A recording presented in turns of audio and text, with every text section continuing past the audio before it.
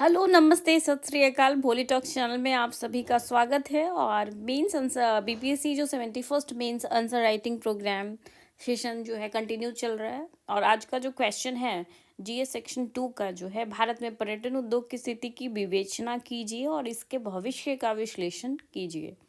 तो ये question already पूछा हुआ है और ये 8 मार्क्स में पूछा हुआ है। तो हम लोग जो है इस क्वेश्चन को आज लिखने की कोशिश करते हैं और कोशिश करते हैं कि बेहतर तरीके से लिखा जाए। तो इसको कैसे लिखेंगे हम लोग, देखिए।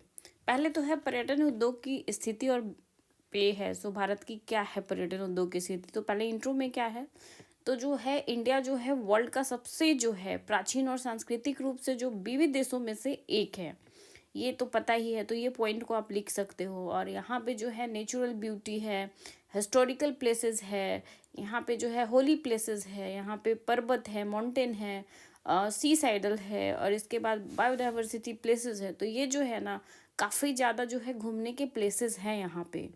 तो ये जो है ना मल्टी डायमेंशनल जो है एक स्कोप जो है स्वरूप प्रदान करता है। तो इस वजह से जो है इंडिया के लिए जो है पर्यटन उद्योग जो है एक महत्वपूर्ण स्तंभ है, हमारे इकोनॉमी के लिए साबित हो रहा है।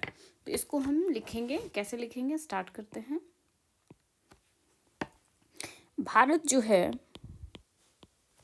भारत विश्व के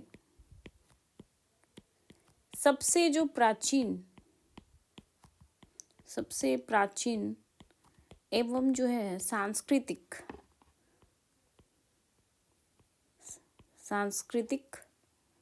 रूप से विविध देशों में से एक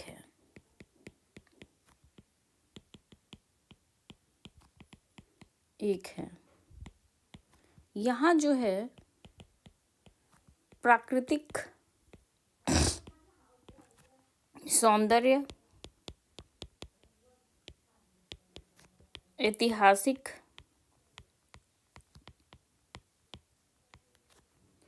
स्मारक, धार्मिक स्थल,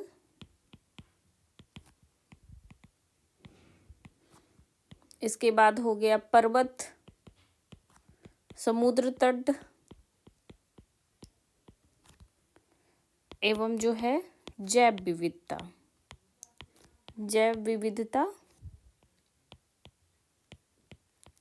की प्रचुरता जो है पर्यटन को बहिर्वाह स्वरूप देता है।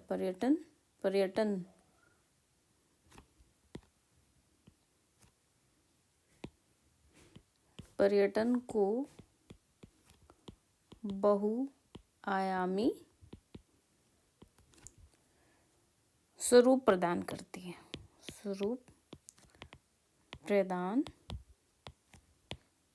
है, अतः जो है पर्यटन उद्योग भारत की जो अर्थव्यवस्था है, भारत की अर्थव्यवस्था का एक जो है महत्वपूर्ण स्तंभ बन चुका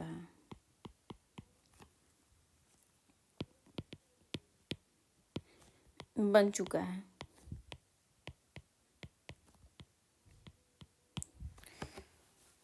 तो इसका इंट्रोडक्शन में क्या लिखेंगे कि भारत विश्व के सबसे प्राचीन एवं सांस्कृतिक रूप से विविध देशों में से एक है। यहाँ पे बहुत ज़्यादा डाइवर्सिफिकेशन है। यहाँ प्राकृतिक सौंदर्य, ऐतिहासिक स्मारक, धार्मिक स्थल, पर्वत, समुद्र तट एवं जैव विविधता की प्रचुरता पर्यटन को जो है बहुआयामी स्वरूप प्रदान करती है। अतः जो है पर्यटन उद्योग भारत की अर्थव्यवस्था का एक महत्वपूर्ण स्तंभ बन चुका है। अब महत्वपूर्ण स्तंभ बनने के बाद जो है पर्यटन की जो वर्तमान क्या स्थिति है इस पे विचार करते हैं।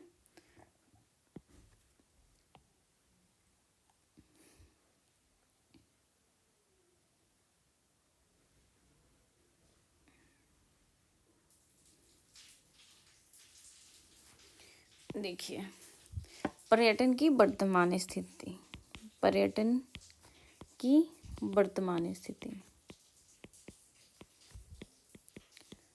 अब इसमें जो फर्स्ट पॉइंट आएगा तो आर्थिक योगदान। आर्थिक योगदान में क्या है, भारत के जीडीपी में जो है, भारत के जीडीपी में लगभग जो है 5 से 6% का योगदान देता है। 5 to 6% बहुत मैटर करता है, देता है किसी इकॉनमी में कंट्रीब्यूशन के लिए देता है। तथा जो है करोड़ों जो है लोगों को है सो रोजगार देता है, लोगों को प्रत्यक्ष व अप्रत्यक्ष रोजगार जो है उपलब्ध करवाता है, रोजगार उपलब्ध कराता है। पर्यटन की जो वर्तमान स्थिति में आप देखोगे कि आर्थिक योगदान में इंडिया का क्या स्थिति है, तो भारत की जो पर्यटन का इंडिया क्या कंट्रीब्यूशन है पर्यटन में इंडिया के लिए क्या कंट्रीब्यूट करते हैं, तो भारत के जो जीडीपी में लगभग जो है 5 to 6% का योगदान देता है हमारा जो टूरिज्म है, तथा करोड़ों लोगों को प्रत्यक्ष व अप्रत्यक्ष रोजगार उपलब्ध कराता है। अब जैसे मान लो कि कोई घूमने आया है तो उसको एक इंस्ट्रक्टर की नीड होगी, तो ऑब्वियस है तो इंडियंस को ही हायर करेगा। बहुत जगह पे है लोगों को समझ में नहीं आता है तो उसको एक ट्रांसलेटर की भी ज़रूरत होती है, तो वहाँ पर भी जो है इंडियंस हेल्प करते हैं, तो एक तरह से ये रोज़गार है। तो ये तो आर्थिक योगदान हो गया। सेकंड जो है पर्यटकों की संख्या ज़्यादा आती है।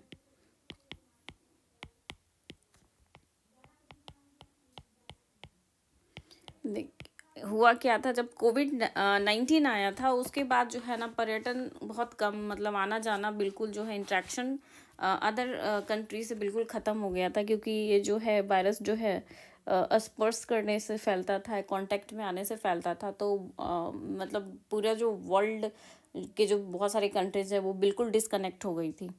तो आफ्टर कोविड-19 पर्यटकों की संख्या में जो है काफ़ी वृद्धि देखी गई है।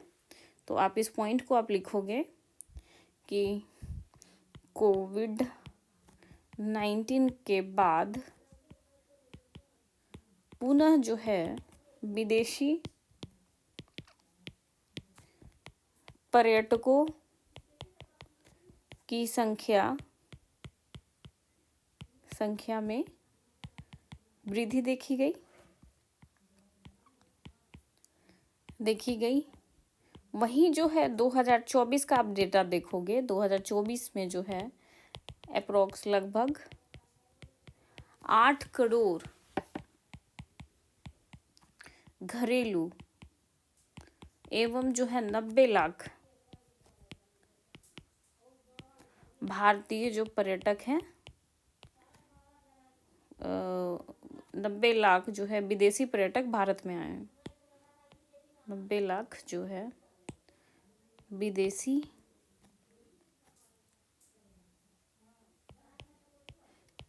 पर्यटक भारत आए।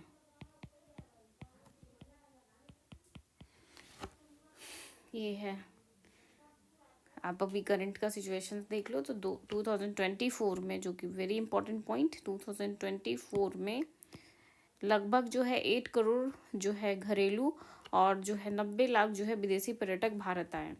तो पर्यटकों की संख्या जो है कोविड-19 के बाद दिन ब दिन वृद्धि ही हो रही है। और 2024 का ये डेटा रिवील करता है कि जो डोमेस्टिक जो है पर्यटक वो 8 करोड़ थे और जो फॉरेनर जो थे वो 90 लाख के करीब जो आके इंडिया में उन्होंने घूमे और पर्यटन यहाँ पे, मतलब पर्यटकों की संख्या दिन ब दिन बढ़ रही है। तो पर्यटकों की संख्या भी मैटर कर रहा है, जितने ज़्यादा पर्यटक आएंगे उतना ज़्यादा इकोनॉमी ग्रो करेगा। चलिए थर्ड पॉइंट क्या है, तो क्योंकि इंडिया में जो है पर्यटन क्षेत्र जो है जो कि काफ़ी फेमस है, इसलिए भी लोग आते हैं। देखिए इस पॉइंट को भी लिखेंगे।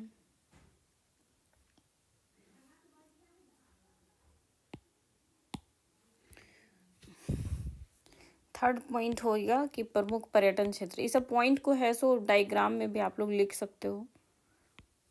प्रमुख पर्यटन क्षेत्र प्रमुख पर्यटन क्षेत्र में कौन कौन सा, तो देखिए आप सांस्कृतिक और धार्मिक पर्यटन में आप वाराणसी देख लो, तिरुपति देख लो एग्जाम्पल में। तो सांस्कृतिक एवं धार्मिक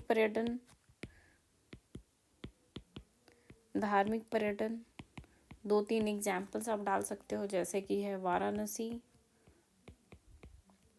वाराणसी हो गया, तिरुपति हो गया, है ना। इसके बाद मथुरा हो गया, ये सब है, गया हो गया, अमृतसर है, बहुत सारे ऐसी जगह है, तो 2-3 एग्जाम्पल देके छोड़ देंगे। इसके बाद इको टूरिज्म के लिए क्या फेमस है, तो इको टूरिज्म के लिए कश्मीर है, केरल है, सिक्किम है, ये सब इको टूरिज्म के लिए फेमस है। तो इको टूरिज्म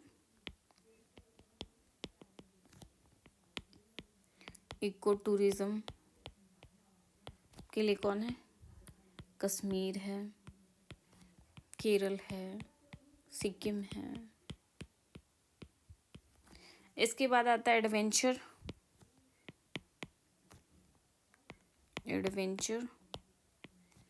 व मेडिकल टूरिज्म।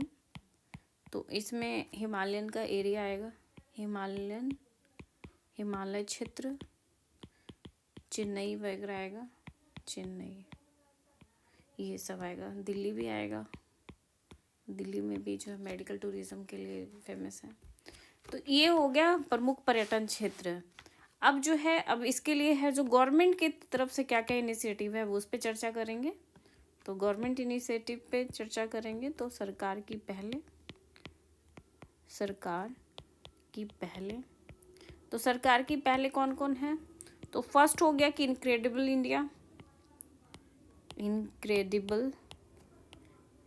इंडिया। इसके बाद है देखो अपना देश अभियान,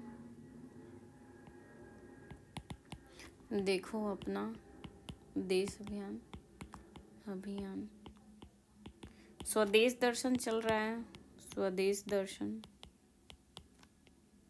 दर्शन योजना। इसके बाद है प्रसाद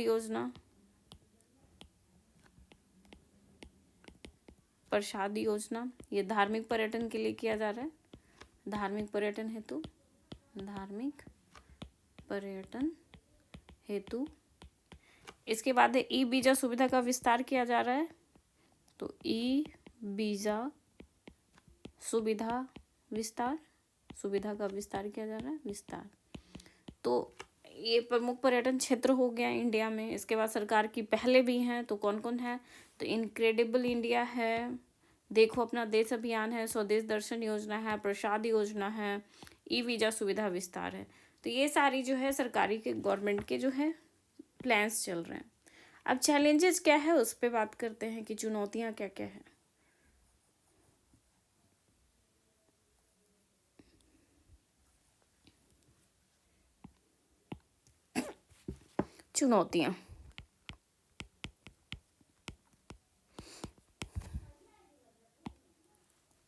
चुनौतियां में पहला है आधारभूत संरचना की कमी, इंफ्रास्ट्रक्चर उतना नहीं है डेवलप, आधारभूत संरचना की कमी। दूसरा है स्वच्छता व पर्यावरण संरक्षण की कमी,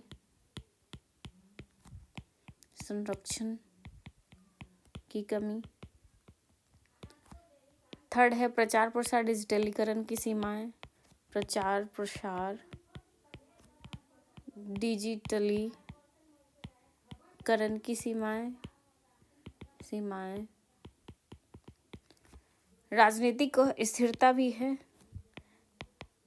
राजनीतिक स्थिरता वह जो है आपदा आ जाता है, जैसे उत्तराखंड में रेगुलर जो पहाड़ी एरिया है वहाँ पे भूस्खलन, बारिश, बादल फटना, ये सभी आपदाओं का प्रभाव।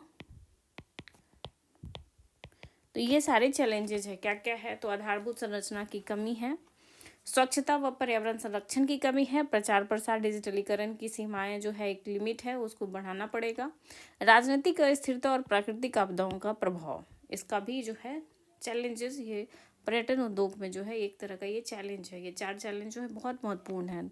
आधारभूत संरचना की कमी, स्वच्छता, पर्यावरण संरक्षण की कमी, प्रचार प्रसार, डिजिटलीकरण की सीमाएं, राजनीतिक अस्थिरता और प्राकृतिक आपदाओं का प्रभाव। अब आते हैं कि भविष्य में क्या संभावनाएं हैं।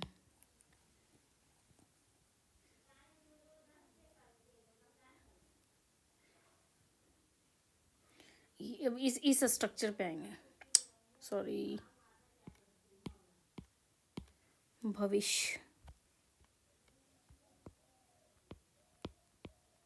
भविष्य का विश्लेषण, अभी इस पे आते हैं हम लोग। तो भविष्य की संभावना, भविष्य की संभावनाएं तो क्या है। फर्स्ट, सतत व ग्रामीण पर्यटन से स्थानीय अर्थव्यवस्था को सशक्त किया जा सकता है। क्या कर सकते हैं, तो सतत व जो ग्रामीण जो है पर्यटन से जो है स्थानीय अर्थव्यवस्था को जो है सशक्त किया जा सकता है, सशक्त किया जा सकता है।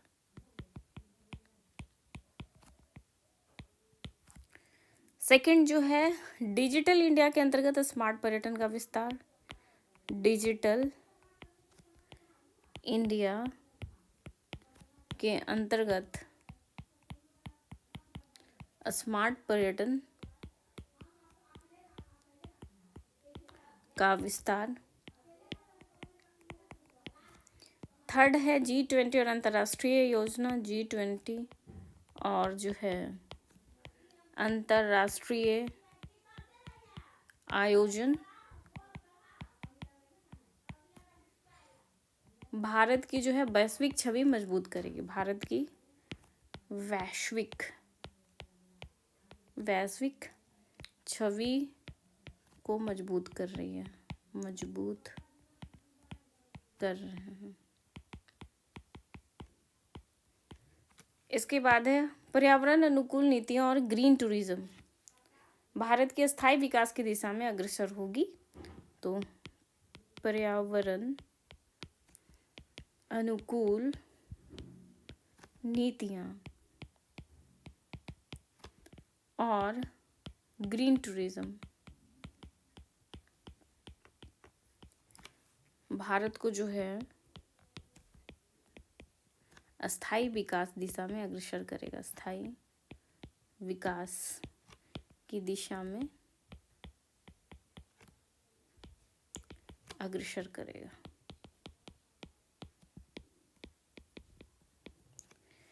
तो भविष्य की संभावनाओं में आप देख लो क्या क्या है। तो सतत व ग्रामीण पर्यटन से स्थानीय अर्थव्यवस्था को सशक्त किया जा सकता है। सस्टेनेबल डेवलपमेंट जो है उससे है जो 17 जो है उसमें अगर सतत और ग्रामीण पर्यटन से स्थानीय अर्थव्यवस्था को सशक्त किया जाएगा। डिजिटल इंडिया के अंतर्गत स्मार्ट पर्यटन का विस्तार किया जाएगा, मतलब पर्यटन के लिए है नई नई जो है सॉफ्टवेयर आएगा, डिजिटलाइज किया जाएगा तो लोग अवेयर ज़्यादा होंगे, उसको यूज़ ज़्यादा करेंगे तो उससे भी जो है बहुत ज़्यादा विस्तार होगा। G20 और अंतर्राष्ट्रीय आयोजन जैसे बड़े बड़े जो है आयोजन अगर इंडिया में होएगा तो लोग अदर कंट्री से जब आएंगे तो यहाँ की सांस्कृतिक से को देखेंगे तो यहाँ आने के लिए वो नेक्स्ट टाइम आने के लिए उत्सुक होंगे। तो बड़े बड़े जो है देशों का जो सम्मेलन समिट वगैरह होता है वो अगर इंडिया में हो तो उससे भी मजबूती मिलेगी। फोर्थ है पर्यावरण अनुकूल नीतियाँ और ग्रीन टूरिज्म भारत को स्थायी विकास की दिशा में अग्रसर करेगी।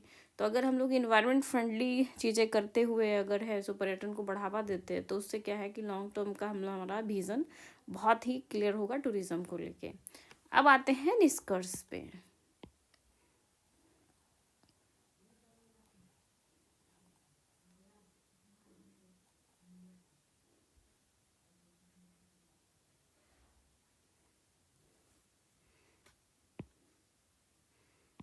निष्कर्ष तो पे क्या लिखेंगे, तो भारत में जो है पर्यटन उद्योग जो है सिर्फ और सिर्फ ये नहीं सोचेंगे कि ये जो है इकोनॉमी डेवलपमेंट करेगा, ये भारत की जो है ना एक तरह का अंतरात्मा है, जो कि उसकी सांस्कृतिक परंपरा और जो डाइवर्सिफिकेशन का जो है एक इमेज दिखाता है। तो इसको हम लोग कैसे लिखेंगे, तो भारत में जो पर्यटन उद्योग है, पर्यटन उद्योग ना केवल जो है आर्थिक विकास का साधन है, बल्कि वह भारत की आत्मा,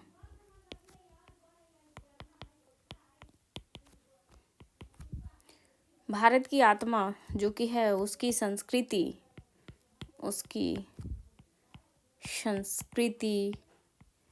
परंपरा और विविधता का दर्पण भी है।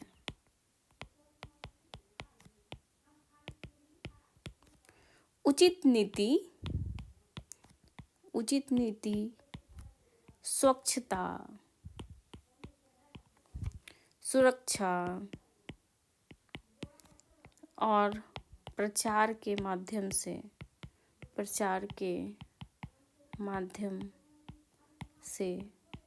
भारत जो है विश्व का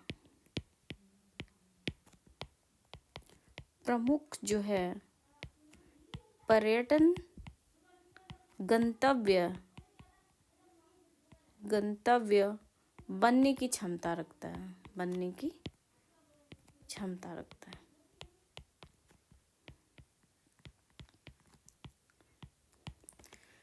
इस एंडिंग के साथ जो है इस क्वेश्चंस को लास्ट निष्कर्ष दे देंगे। निष्कर्ष को रिपीट कर रही हूँ। निष्कर्ष में जो है ये विश्लेषण करने के बाद जो हम लोग पहुँचे हैं कि भारत में जो है पर्यटन उद्योग जो है ना केवल जो है ये आर्थिक विकास का साधन है, बल्कि जो है भारत की आत्मा है। भारत की आत्मा जो उसकी संस्कृति, परंपरा, विविधता का दर्पण भी है। उचित नीति, स्वच्छता, सुरक्षा और प्रचार के माध्यम से भारत विश्व का प्रमुख पर्यटन गंतव्य बनने की क्षमता रखता है। तो ये इस क्वेश्चंस का आंसर अपन जो है कर लिए हैं अपन लोगों ने। तो आपको ये आंसर या कंटेंट कैसा लगा? अगर अच्छा लगा तो लाइक्स और सब्सक्राइब और शेयर जरूर करें बोली टॉक्स चैनल को। और मैं कंटिन्यू जो है नेक्स्ट जो है GS1 और GS2 के लिए जो है GS सेक्शंस को मैं mains answer writing program continue करूँगी।